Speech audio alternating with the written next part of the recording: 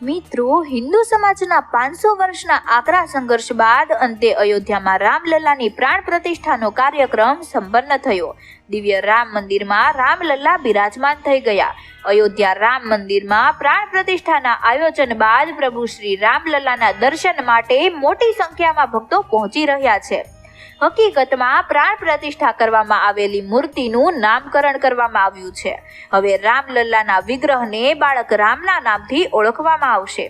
આ વિગ્રહનું નામ બાળક રામ એટલા માટે રાખવામાં આવ્યું છે કારણ કે ભગવાન 5 વર્ષના બાળકના રૂપમાં ઉભેલી મુદ્રામાં સ્થાપિત કરવામાં આવ્યા છે.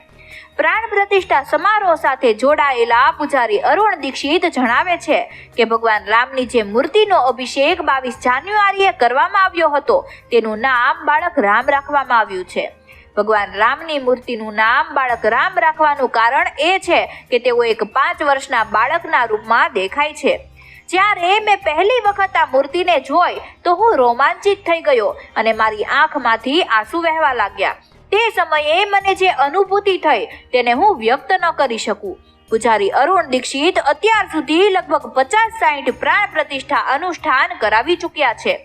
તેમણે કહ્યું કે અત્યાર સુધી કરવામાં આવેલા તમામ પ્રાણ પ્રતિષ્ઠા અનુષ્ઠાનોમાં આ મારા માટે સૌથી અલૌકિક અને સર્વોચ્ચ છે. પૂજારી અરુણ દીક્ષિત જણાવે છે કે 18 જાન્યુઆરીએ તેમને મૂર્તિની પ્રથમ ઝલક મળી હતી. મૂર્તિની પ્રાણ પ્રતિષ્ઠા સોમવારે પીએમ મોદીની હાજરીમાં ભવ્ય સમારોહમાં કરવામાં આવી હતી.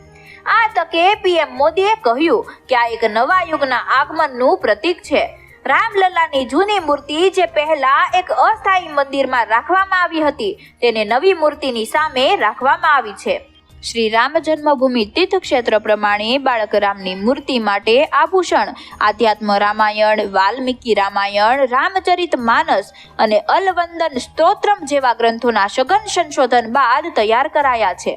મૂર્તિને બનારસી વસ્ત્રોથી શણગારવામાં આવે છે, જેમાં એક પીળી ધોતી અને એક લાલ પટાકા એટલે કે અંગવસ્ત્રમ છે. અંગવસ્ત્રમને શુદ્ધ સોનાની જરી અને દોરાથી શણગારાયું છે. તેમાં પણ શુભ વૈષ્ણવ પ્રતીકો શંખ, પદ્મ, ચક્ર અને મયુર સામેલ છે. તો મિત્રો, વિડીયો વિશેનો તમારો અભિપ્રાય કોમેન્ટમાં જણાવો અને તમને અમારો વિડીયો પસંદ આવ્યો હોય તો વિડીયોને લાઈક કરો અને વધુમાં વધુ શેર કરો. ધન્યવાદ. જય શ્રી રામ.